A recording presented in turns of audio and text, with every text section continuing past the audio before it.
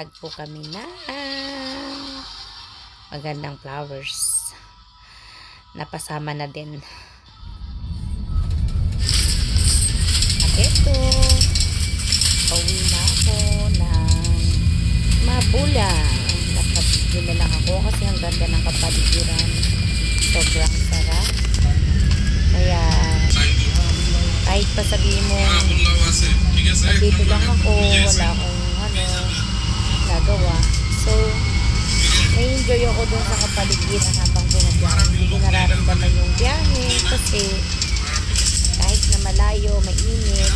So, na-enjoy ako dun sa pinapanood kong pagbiyahe. So, ito yung way na wala kang mararamdaman na pagod habang nabiyahe kasi unang-una hindi ka mai-stress sa traffic dahil napakaganda at napakaluwag. Di gaya ng sa Pilipinas na medyo mainit na, matraffic pa, so mabubungnot ka talaga. Pero dito super talaga, yun talaga yung inaano ko dito sa Kuwait kasi ang ganda ng view, sarap bumiyahe, wala kang pang iniisip na ay ako, pwede ka matulog. Alam mo, pag ako bumabiyahe minsan, nakatulog talaga ako, pero ito yung time na gusto ko talaga yung kapaligiran kasi ang sarap ng biyahe talaga, as in nagyapuhan ko lang ito.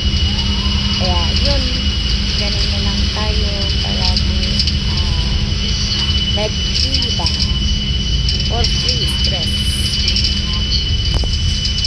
Yan na, going to Mabulang na ako. Right. Yan na, mga kabayan, ang saya-saya. So, konting kembot na lang, malapit na ako na Mabulang. So, okay ba? Biyahe-biyahe, samahan niyo ko sa akin pa. Biyahe together. Biyahe together.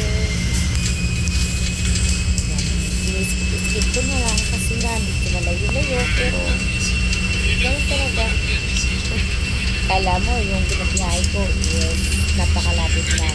Alam mo ba yung biyahe ko na walang traffic, umabot ako ng 1 and 25 minutes, 1 hour and 25 minutes from city to Mabulang.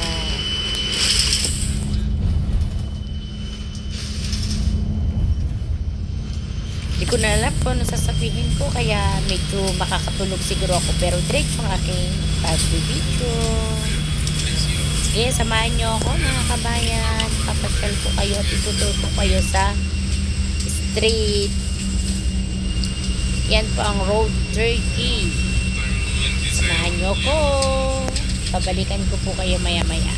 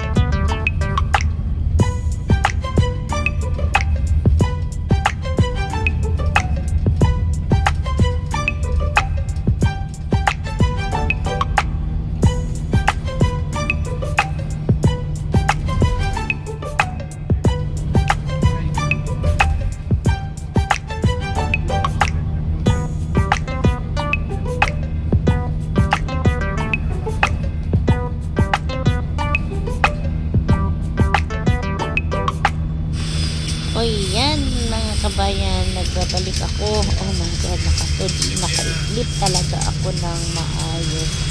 Pero yun pa rin, nasa biyahe pa rin pala ako. Hindi ko alam kung bumalik-balik ba ako, Pero okay lang kasi na-enjoy ko yung aking pagbabayahe. So yan, nasa may going to Salmiya and Salmiya and Hawali. So this road is going to Hawali for the right. and the left is in Salmiya. But still, wow, parang nakaisang oras ata ako.